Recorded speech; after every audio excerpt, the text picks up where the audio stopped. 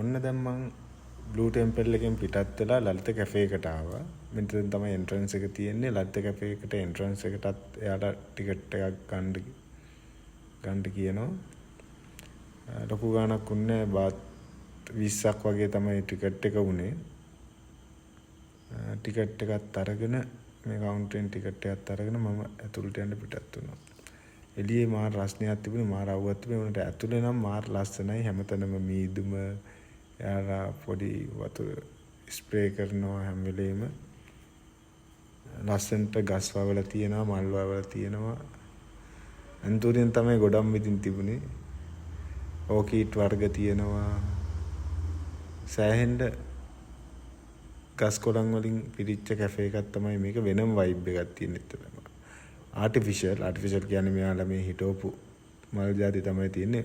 ගොඩක් හොඳ photo location තියෙනවා. මේකේ තියෙනවා ආටිෆිෂියලි හදපු වෝටර්ෆෝල් එක. මම හිතන්නේ මේ පැත්තටම තියෙන එකම වෝටර්ෆෝල් එකද කොහෙද මේ ලලිත කැෆේ එකේ තියෙන වෝටර්ෆෝල් එක. මේ මේන්ටේන් කරන කට්ටිය යාලා නිතර මේවා මේන්ටේන් කරනවා, සුද්ධ කරනවා. මෙහෙම යද්දි මෙතන තමයි වොෂ්රූම් එක තියෙන්නේ. මම වොෂ්රූම් එක පැත්තේ පොඩි රවුමක් දාලා ආවා. මුළු කැෆේ ඒරියා එකම සහ ගාඩන් එක හරිම ක්ලීන්. යාලා නිතර මේවා මේන්ටේන් කරගෙන යනවා.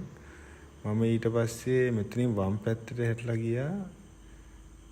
එතන තියෙනවා පොඩි අර ලොකු වෝටර්ෆෝල් එක නෙමෙයි. තව පොඩි වෝටර්ෆෝල් එකක් තියෙනවා. යන පාර තමයි මේක. සෑහෙන මිදුමත් තියෙනවා. මෙතන තියෙන රෙස්ටුරන්ට් එක. ඇත්තට.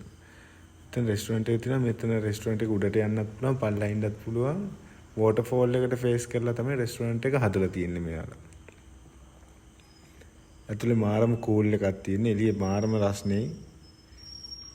අද ලන්ච් එක මම ගන්න හිතන් ඉන්නේ මෙතනින්. මේ තියෙන වෝටර්ෆෝල් එක. ආටිෆිෂල් හදපු වෝටර්ෆෝල් එක. ගොඩාක් ෆොරිනර්ස්ලා එනවා ඉතින් මේ වෝටර්ෆෝල් එක බලන්න. ෆොරිනර්ස්ලා විතරක් නෙමෙයි මෙහාට එන තායිලන්ඩ් ටූරිස්ට්ලාත් මෙතෙන්ට ඇවිල්ලා තමයි යන්නේ ගොඩක් වෙලාට. ඒක තමයි යාලා ටිකට් එකක් එහෙම ඉෂුව කරන්නේ මෙතෙන්ට.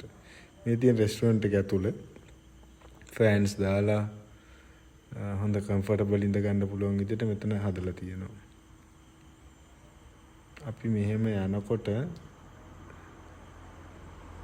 ඉස්සරහ තියෙනවා වෝටර්ෆෝල් එකට යන්න පුළුවන් පාත් එක.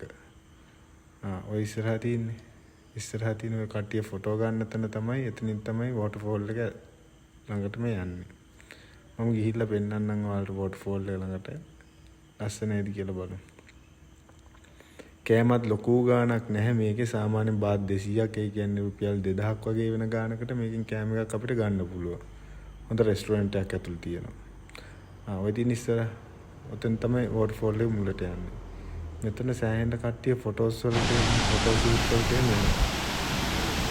කොහොමද මේ ඔක්කොම යාලා ආටිෆිෂල් හදලා තියෙන ෆොටෝ ෂූට් වලට තමයි.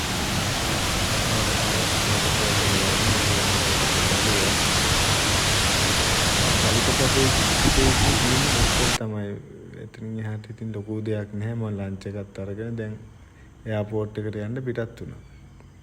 ඕක තමයි ලලිත කැෆේ වික්‍රමය. එහෙනම් අපි ඊළඟ එපිසෝඩ් එකෙන් හමු වෙමු. එතකන් බයි.